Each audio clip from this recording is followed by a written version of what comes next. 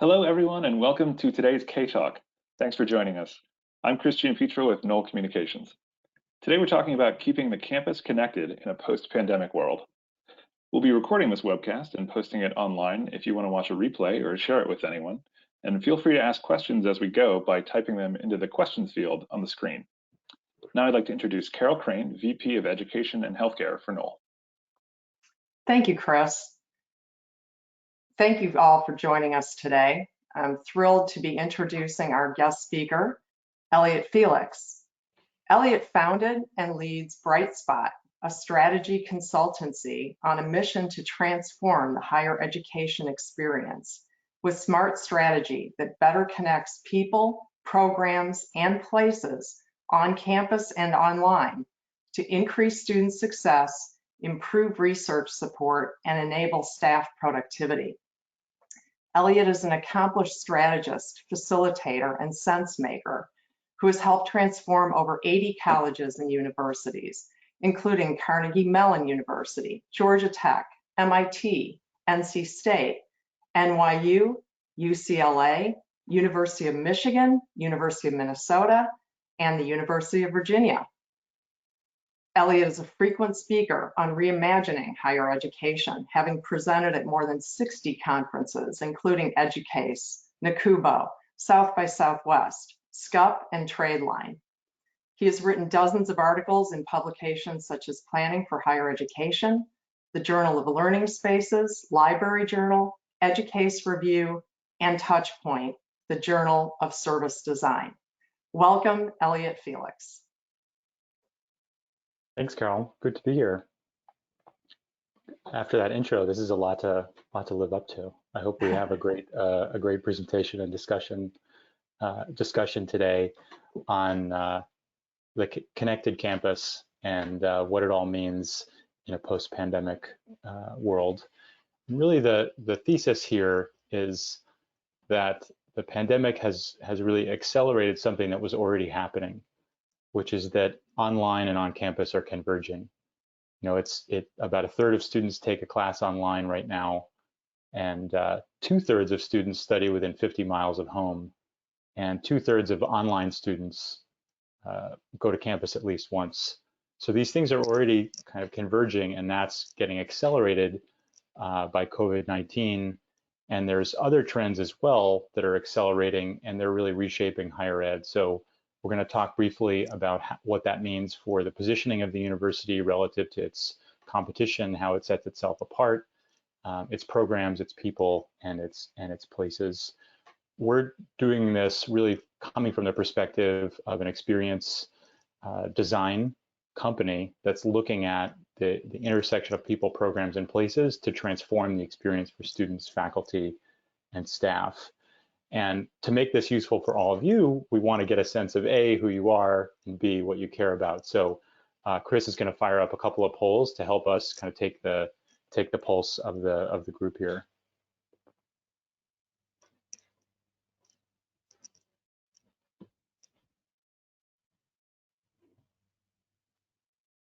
Great, all right. Answers coming in. We'll give it a minute.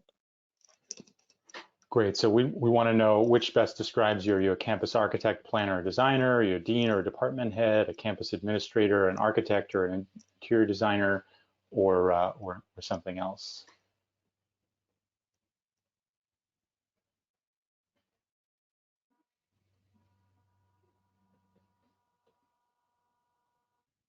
And there's 552 of you currently, so it'll be interesting to see how this breaks down.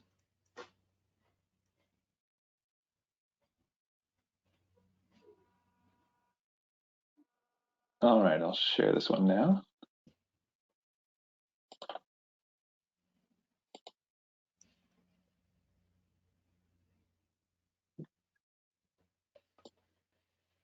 All right, so lots of campus architects, planners, and designers, as well as design practitioners, some campus administrators, and lots of other, which is going to be exciting to understand. And now let's think a little bit about your concerns for the future of higher ed, what you care about. So Chris, if you could launch that as well. So are you interested in maintaining access and affordability? Is it about student success, so graduation rates, career placement? Is it about equity by race, income, and background?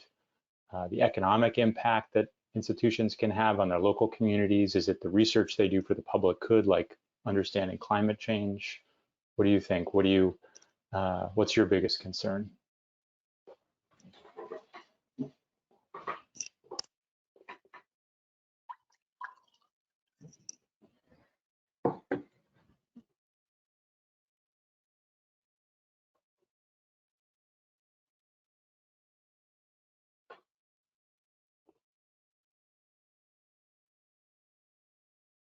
Give it another few seconds. All right.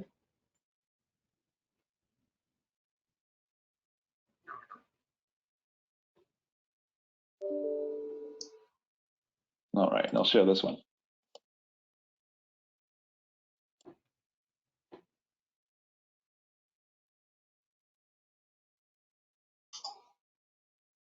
All right, looking forward to these results. So access and affordability and student success seem to be the clear favorites, as well as looking at the impact that an institution can have locally and globally. So with that, let's understand higher education a little bit and how it's changing. So just a kind of quick by the numbers.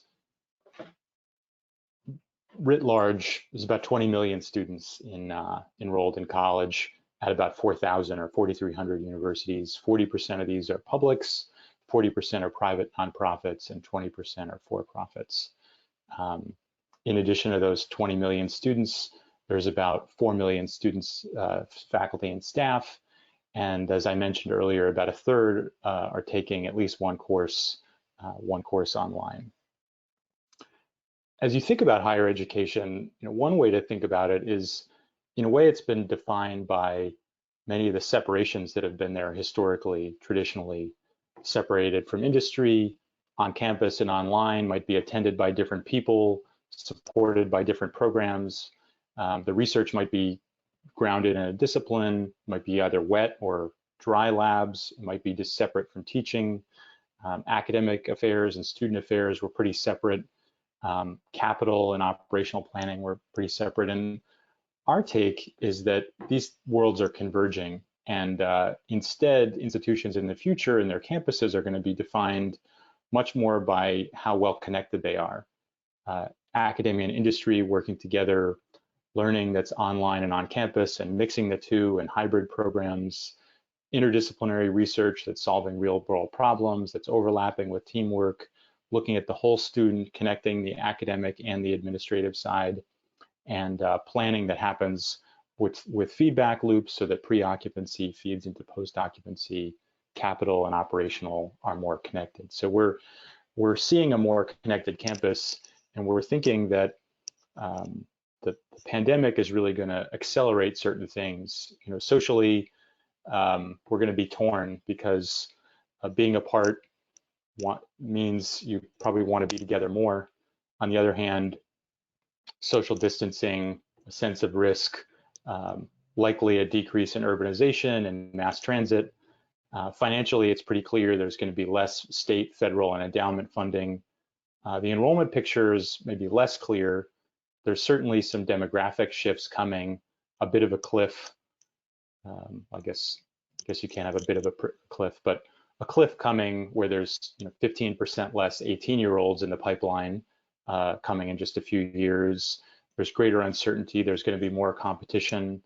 The admissions counselors have just revised their code of ethics so that you can market to students enrolled in other places. So there's going to be a lot more competition. That's going to create a need for much greater flexibility in terms of degree programs, non-degree programs, so people can pick format, time, place, education, and online, really blending together. Instead of your education being confined to 4 years, it's really going to stretch over a lifetime, and you're going to be kind of members of an institution with that affiliation. The student services are going to accommodate an increasingly diverse student body, and they're going to need to do it in a more integrated way. historically higher ed has created a bunch of specialized offices that are great, but then hard to navigate and cost prohibitive. And institutionally, there's likely to be more closures. By some estimates, 10 to 20% are at risk, especially those institutions that are tuition dependent and don't have an endowment to buffer them in a time of crisis like this. But there'll be more partnerships, there'll be more regionalization, there'll be new ways of organizing people and programs. And so if you trend this out, if you think about a more connected campus that isn't defined by its separations, but by these different kinds of convergence and what the factors of the pandemic mean, you can think about it in near term and long term. And near term might be before a vaccine, long term might be after. And the bottom line for near term is you're going to have more empty spaces. You're going to have lower density with fewer people in them, which means you're going to need to schedule them over a greater period of time. So the idea that you can't have classes on Fridays, for instance, goes out the window. You've got Friday classes, you've got night classes, you've got weekend classes probably. And that change in schedule means there's going to be a shift in teaching, in operating spaces, in the norms. Some spaces will be trickier than others, dorms, athletics, recreation, in particular. And there'll probably be new ways of organizing things like, for instance, cohorts of students so that they're studying with a smaller group of people and exposed to fewer others, a block plan so that, instead of taking 4 courses over 4 months, you're maybe taking 1 course per month for each month times 4, which gives you greater flexibility. If the near-term impact was fewer people in space, I think the long-term impact, it's safe to say, will be fewer space, because I think we knew, and now more people know, the demand for, say, large lecture halls will decrease. That's better done online. Lots of folks can work remotely, so there'll be less space demand. There'll also be less funding for expansion. And over the last 10 years or so, a great many institutions have added space faster than they've added students in their enrollment. Research institutions are about the only kind of institution that generally adds space in keeping with their enrollment. Other sorts of institutions are kind of out over their skis, and there'll be a reset of that. There'll be also the long-term evaluation of space and systems for health, and new operations based on that. Going forward, how do you plan for this? At least in the short term, we have 5 suggestions. The first is really to take the pulse of your community to figure out how they're feeling, what they need, and this is pretty important. You can use a variety of different ways to do this: surveys, focus groups, interviews. You can mine data about how they're using services or your learning management system. You're going to want to make sure you do that by by race, by income, by background. Make sure you're supporting your most vulnerable students. They're the ones hit hardest in a crisis. Look for things that, invention and ingenuity that's happened over the last few months, scale those up, and then do this in a cycle.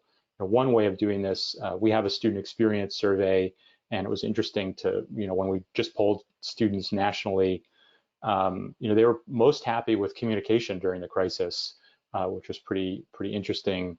I would not have guessed that, but least happy with financial support during the crisis. I would have guessed that. And then student services, online courses, somewhere in the middle. Secondly, you're going to want to assess your space and your systems in the short term. That's going to mean understanding what the future demand is in terms of students, faculty, staff. Students, there might be enrollment changes. Faculty and staff might need or want to work remotely.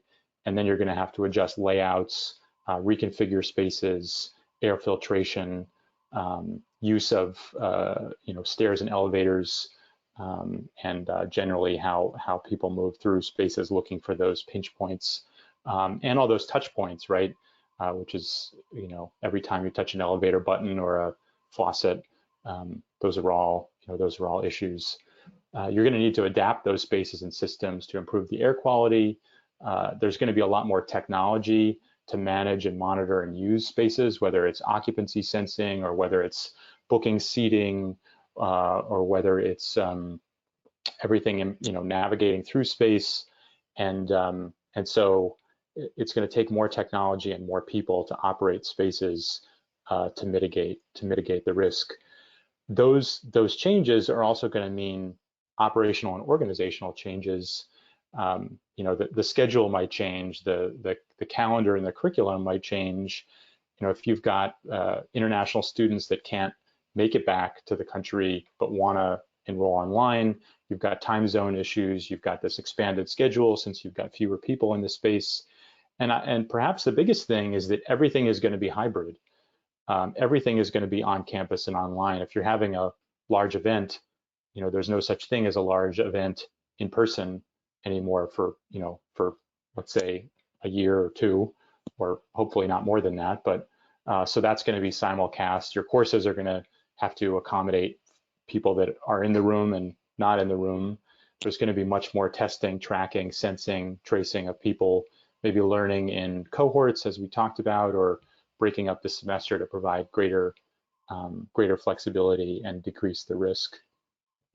All these changes to spaces and courses and calendar and schedule and stage and everything else, those all mean people have to behave differently together as they interact with each other, with space, with technology. So you're going to have to, our last recommendation is really get out in front of that and think proactively, communicate the norms, and then monitor and reinforce them. And we're already all seeing this in grocery stores, right? About how you line up 6 feet apart at the cash register. So that's going to play out in myriad ways across campuses.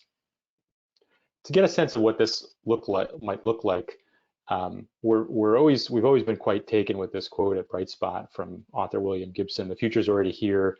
It's just not very evenly distributed." And so one way to kind of look into the future is to look at places that have reopened. And NYU Shanghai reopened partially last week, and there's some instructive lessons there. It's a phased approach. It's 20% of the classes. There's a single way in and out of each building, well, multiple ways out, but a single way into each building so you can monitor, look for a health check. Has someone had been tested? You can do temperature checks. And then, some of these norms and protocols that we'd expect: social distancing in the classroom, in the dining hall, masks, all these things are playing out. And of course, there'll be more case studies coming in as people reopen in Asia that will inform us here in the States and elsewhere. Really looking forward to continuing this conversation. We're going to be recording this and certainly distributing the presentation. You can reach me here. You can sign up for our insights. We share those monthly, and we're all in this together. So we're happy to share our thinking and help people navigate an unprecedented crisis. Elliot, thank you. I know we'd like to take some questions. Please feel free to use the chat feature to ask any questions, but I know I have one. I read a very interesting op-ed last week and listened to a companion interview on NPR with Brown University's president, Dr. Christina Paxson. And she speaks about the fact that what makes the higher education experience so valuable is the interaction of students from different backgrounds and different perspectives and life experiences. And as we know, more online interaction is going to happen, especially for the larger lecture type classes, as you talked about, or maybe more geared to the general education and undergraduate experience classes. So if more of that is online and there's less face-to-face interaction, especially in the lower classmen years, how can universities effectively augment that experience or replace that experience so they don't lose that interaction of different perspectives and life experiences shared together? It's a great question, and I think our survey data that we showed moments ago bears that out, because Yeah. I think the thing after finances, the thing that students were the least satisfied with was a sense of community. Um, and I think traditionally what's happened is, as things have moved online, folks have started with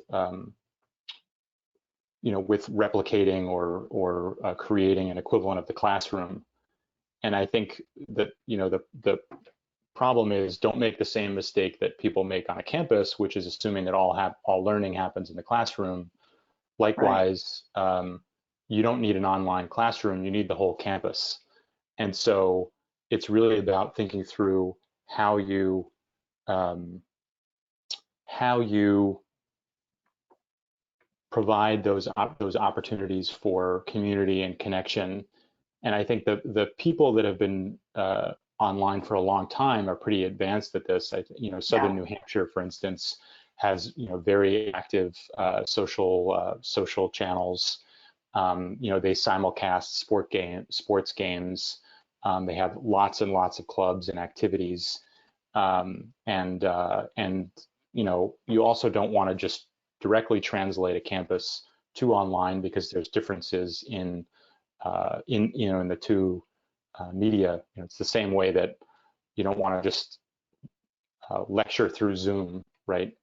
We know Right. from good online learning has synchronous but also asynchronous things. So it's looking for what you can do online that you can't do elsewhere.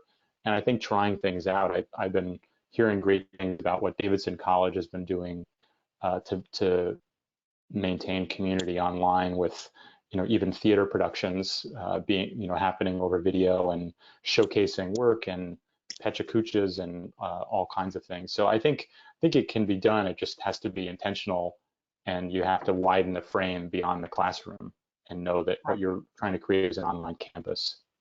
And so much of this experience was so rushed. So if schools have a little bit more time to Right. get better at this, theoretically, those Yeah. experience and that communication and the faculty student interaction will be improved.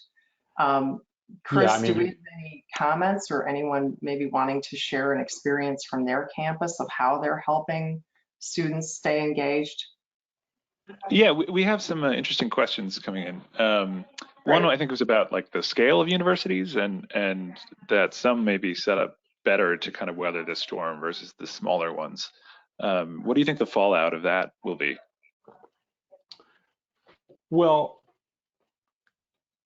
I think uh, I think there's a number of different factors that have been explored, risk factors for closure, that have been explored by lots of lots of folks. I think most recently is the college stress test. Has a great analysis, and there have been lots of white papers, but most folks settle on a few indicators. One is the enrollment trend. The other is the demographics, where they're recruiting from. And if you're a small college in New England, there just aren't enough students to fill your ranks. So I think the demographics matter. I think the size of the endowment matters.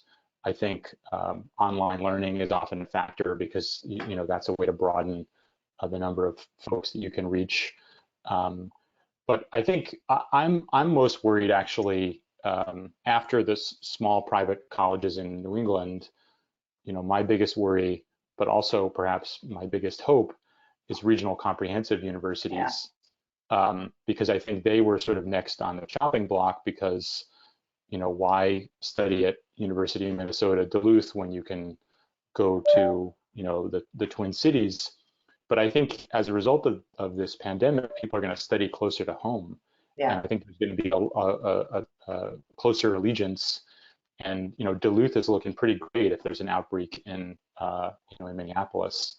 No offense to either place. I love both places, but so I think it depends on where you are, the demographics, the size, the endowment, and your ability to reach more people digitally.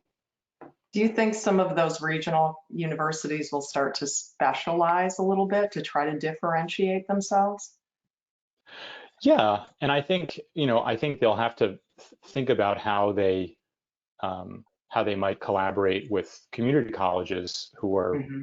historically really the best at working with the local community and being responsive and being able to turn on a dime and stand up new workforce development programs or other things that help their community. I think regional comprehensives can probably do some of that, um, but I think you have to be careful. I feel like when Gap created Old Navy, it's sort of an instructive example because it kind of got stuck in Cannibalization. the yeah, it sort of got stuck in the middle between Old Navy and Banana Republic, and nobody quite knew what to buy from the Gap. Um, so I think the regional comprehensives have to figure out how to differentiate themselves and offer what a community college or two-year college can't, but offer the scale and the location that the state flagship can't either. Hmm. Okay, Chris, what other questions are we getting from our attendees? Yeah, we got a few others about kind of like dorm life and living conditions there for the students. Is any specifics around ways to think about student housing? Well, I think housing is among the trickier space types, and the institutions that we're talking to are really looking at the I mean, without getting into the weeds here, that the bathroom is kind of the critical issue.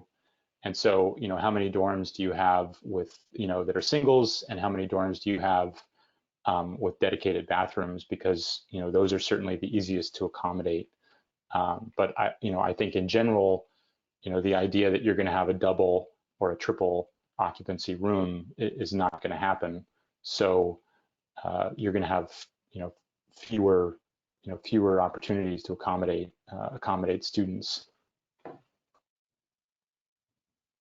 Yeah, and there's some other questions about the general trend of sort of densification and just how that kind of pivot happens now. If for now we need to start to reallocate space and rethink how that's getting used beyond just I mean, I think a lot of those trends are going to slow down or reverse. I mean, we were heading to more open office, more shared spaces, more multi-purpose spaces.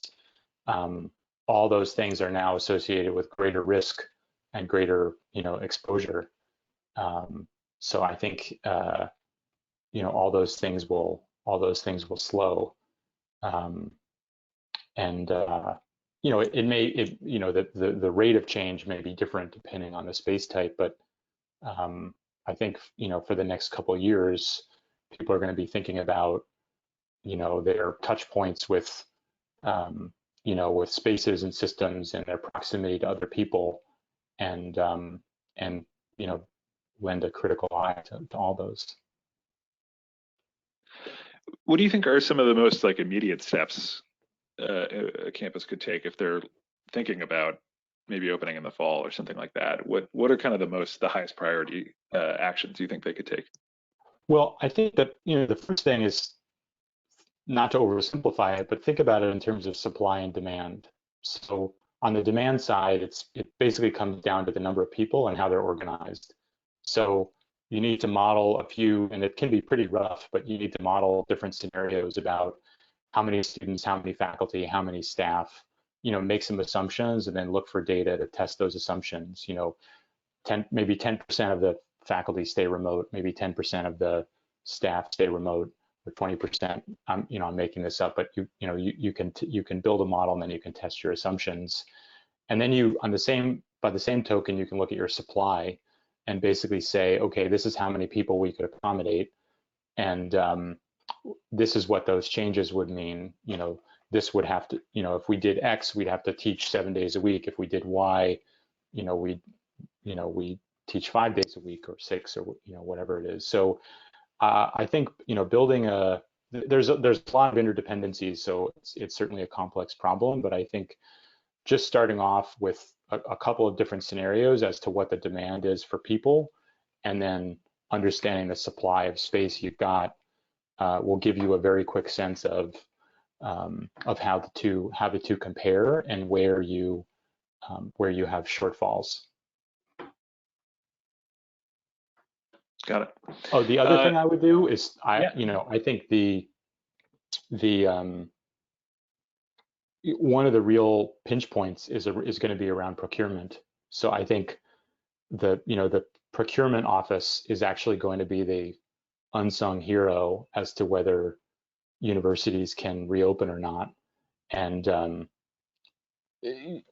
because where you're going to get 50,000 masks, you're going to need tens of thousands of masks 3 months from now. You're going to need pallets of sanitizer. Right. You're going to need a whole set of new set of folks to operate, to sort of manage and monitor and operate spaces. Operational. Yeah. So that, cleaning. So there's a massive lift in terms of procurement that needs to start now, because working on that, it's going to take months to work that supply chain. If you ask for those things now, people would just either laugh or cry, or both, because it's just not available. Yeah. Some other interesting questions coming in about, I guess, the mentality of the students and their aptitude with technology. Do you see this kind of incoming generation being more tech savvy and having sort of more of a willingness to embrace these virtual classes, or do you think I guess, what do you think their attitudes are coming into that? Well, we're just in the middle of analyzing our survey, but the early insights are that the shift online to online support services like a career consultation or a library research consultation or an appointment with a tutor has been a somewhat positive thing. And the same thing with online classes. So in both of those cases, when we ask students, are you more likely or less likely or about the same to do this online in the future, students were slightly more likely in both cases. So I think I think when courses shifted online quite quickly, people that were knowledgeable about online learning were very quick to label it emergency remote teaching or remote teaching, because it's not like the syllabus had been redesigned to be taught online. People were doing the best they could to adapt in 2 weeks. And I think a lot of folks were worried about a backlash from that. And I think there'll be some for some people. I think my early guess, just looking at a little bit of data, is that it just sort of it didn't the people that were against it would have been against it anyhow, and they just sort of found the ammunition to be against it. But I think on average, it's sort of a slightly positive thing, and we are seeing differences by type of student. So we're seeing that part-time students, for instance, when we ask them about their plans for the fall, more likely to enroll online, more likely to change from a 4-year institution to a 2-year institution. Students of color, low-income students, were all saying that all ranked access to technology more important, to make sure they have those tools. So just I was looking at the data this morning, so it's a sort of half-formed opinion, but. Right, and that's been a challenge too, because students on Pell Grants or disadvantaged students may not have that same technology access. I know a lot of schools have really jumped to try to fill that gap and given some students grants and access to laptops and other things because they didn't have it. Yeah. Otherwise. And I think I was talking to NC State the other day, and they had a laptop lending program in the library. And with the pivot online, one of the quick wins that they did is found ways to scale up that program. I think 20-fold, Wow. And it's a great lesson in how I think campuses have been really nimble, and there's a lot of ingenuity and certainly a lot of dedication as they've adapted. And I think finding your small pilot program or your small scale program that's working but needs more funding or support, is a great way to meet some of these demands. Another interesting one that came in around something like a cafeteria, which is potentially like a revenue driver for campuses. What do you think organizations can do to maybe offset something like that that's been impacted? Well, there's a lot of auxiliary income that's been lost.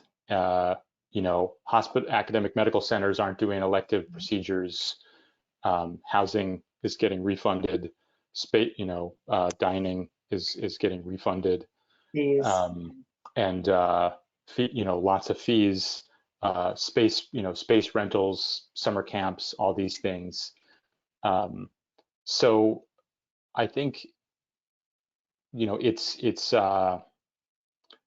it's pretty grim in terms of recouping the lost revenue. But going forward, I think looking for ways to at least maintain it in the future. Probably it's going to mean that it's going to happen in smaller increments, right? So instead of a part of your campus getting used for a summer camp all summer, it may be a smaller increment. So I think having the tools in place to manage sort of smaller transactions is probably a great lesson. If you think about like how political campaigns have changed from large donors to small donors, a lot of that wouldn't have been possible without the right tools to do the outreach and to kind of broaden the scale of people, broaden the pipeline and be able to manage smaller transactions, and make them meaningful. So maybe there's something there. But, utilization will probably increase, and historically, I think higher education institutions were one of the lowest utilization of the built environment in terms of certain months of the year and certain times of the day. So that'll probably increase or get better, I would think, with all this. Certainly, and I would love. We've been advocating for a new metric, which is cost per hour utilized. And when you think about it that way, it's great because an open office is actually about 10 times the cost per hour utilized as an open classroom seat, because the average office is used about 30% of the time, and the typical classroom might be 65% of the time, and a student is taking up 25 square feet, whereas someone in an office is taking up 125 square feet, let's say. So I think if people start to think about space per hour utilized, or dollars per hour per square foot, those kind of hybrid metrics are often pretty revealing. And I think there might be some ways, some cost avoidance measures to reimagine and repurpose existing spaces instead of building new ones. Harder to do with like a new science building, but pretty easy to do with for offices. Mm-hmm. Mm-hmm. Another one. Do you think this is kind of, maybe once there is a vaccine and we're kind of through this part of it, do you see this as something that will be a permanent shift or a trend, or really needing the flexibility to kind of maybe shift to this kind of mode and then shifting back to a more open plan?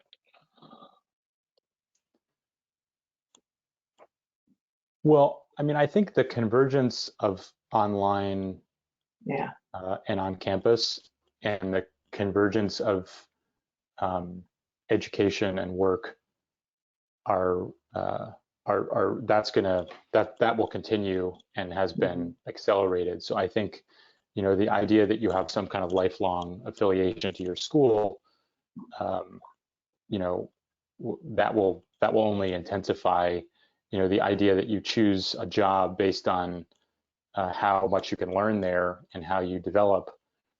That will only intensify. I think the idea that you can have the flexibility to modulate between on campus and online, by course, by semester, by week, a so-called high flex, hybrid flexible class where, 1 week you're in person for the discussion, and then the next week you're online.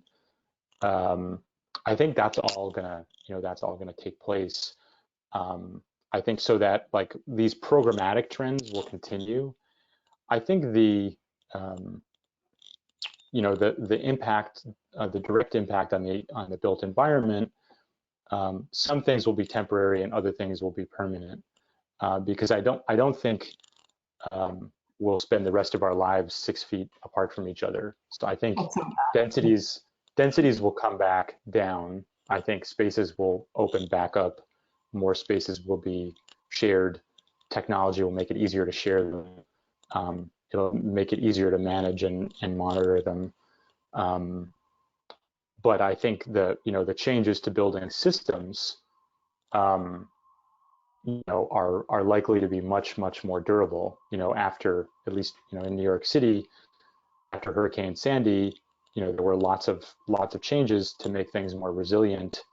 And it's not like somebody with beachfront property waits 10 years and then they lower their house 7 feet, because what could happen is cemented in your mind. So I think changes to building systems, air filtration, having greater resiliency in your buildings to be able to shut certain parts on and off, to operate it differently, to operate things around the clock. Adaptability for different uses. I think all those things are likely to continue. Very good. Chris, anything else?